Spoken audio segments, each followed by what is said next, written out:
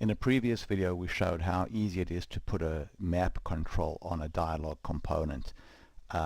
In this video we're going to show how you can start doing interesting things with the map control. So you can see how we have a pretty simple dialog that's got a control called starting address, and a control called ending address, a button called get directions, another button called reverse, and then a container that has a map control, and then a static text control. And if we look inside the static text control, there's nothing other than a div where we've set height and width of the div. So now let's go and check this out. So I've got a default value filled in for starting address and a default value filled in for ending address, and if I go there and press get directions, you can see now we basically go to Google and get the directions and then display them in that div. If I click the reverse button, watch how these two addresses get reversed. Click that and then hit get directions, and now we get the directions over there. So let's go back now and take a look at how we actually did that.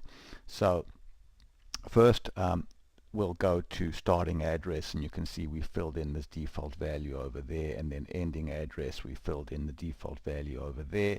And now let's go to the get directions button. So if we open up the button over here, we can see that the code is actually incredibly simple. So the first thing that we're doing is we're reading the value out of the starting address field and storing it in a variable called A1. Then we're reading the ending address and putting that in a variable called A2. Then we're getting a pointer to the map control M1. So you can see there's the map control M1, and that's the variable name that we assigned to the map when we put it onto the dialog. So this gives us a pointer to the map. Technically it would be preferable, instead of using a hard-coded alias there, we should really go and change that to dialog.object.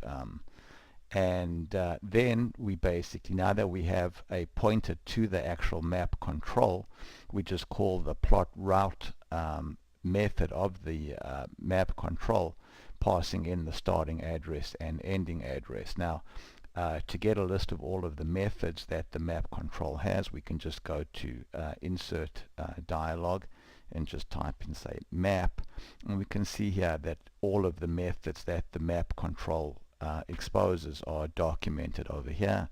And there's the plotRoute method, which takes a starting location and any number of locations in a comma delimited list, and it plots those, it plots a route. So in this case, our location 1 and location 2 happen to be addresses, physical addresses, but they could just as well have been longitude and latitude pairs as well.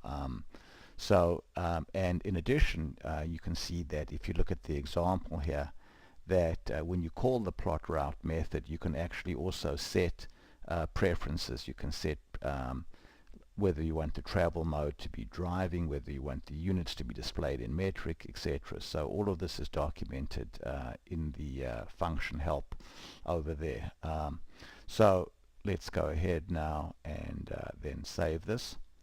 And furthermore, if we look in the actual map itself, we can see here that we've specified that the ID for directions is route panel ID. And if you recall, when we looked over here, here's this div with an ID of route panel ID.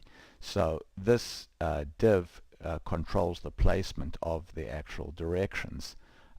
So let's go ahead now and then run it. So here's our starting address and then ending address, and then click the get directions button, and you can see that adding direction finding to the map, to the dialog, is really easy using the methods that the dialog exposes for the map component. Thank you very much for watching.